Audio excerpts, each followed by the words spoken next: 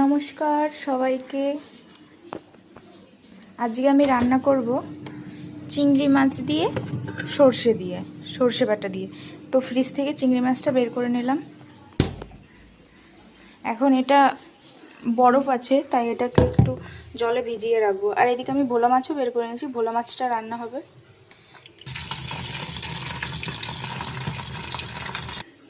আমি এদিকে কিছু মশলা করে নেব। তা হলো আদা, টমেটো, এদিকে আছে লঙ্কা আর সর্ষেটা আছে, আমি পরে দেখাচ্ছি। এই যে আমার মশলা করব এখন আমি।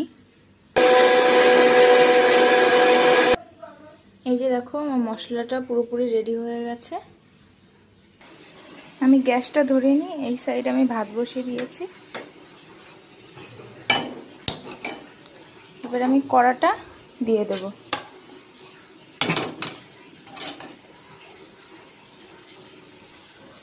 কড়াটা গরম হয়ে গেছে, তেল দিয়ে দেব।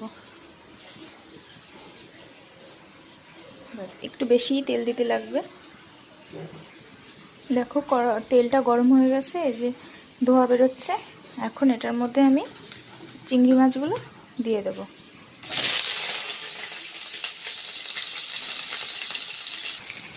এদিকে মাছগুলো ভাজা হচ্ছে, এক এক করে উল্টে দেবো।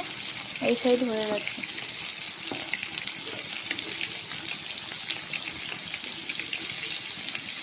এই যে আমি এক এক করে মাছগুলো উল্টে দিই। দেখো সব কটা মাছ উল্টে দিয়েছি। এবার এই পিঠটা একটু লাল লাল করে ভাজা হোক, তারপরে নামিয়ে দেবো। তো আমার মাছগুলো খুব সুন্দর করে ভাজা হয়ে গেছে। এইগুলো আমি এখন এক এক করে নামিয়ে নেব। আমি সব মাছগুলো নামিয়ে নিয়েছি এক এক করে। এখন কড়াইতে একটু তেল দিতে হবে, কারণ তেলের পরিমাণটা কম হয়ে গেছে। তেল দিয়ে দিলাম। এটার মধ্যে এখন দেব কালো জিরে ফোড়ন দিলাম।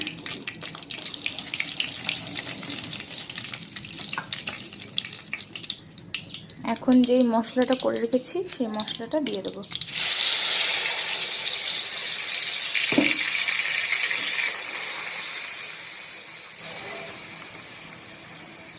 মশলাটা ভাজা হতে থাক। মশলাটা হচ্ছে, এখন মশলার মধ্যে স্বাদ মতন নুন এবং হলুদ দিয়ে দেব।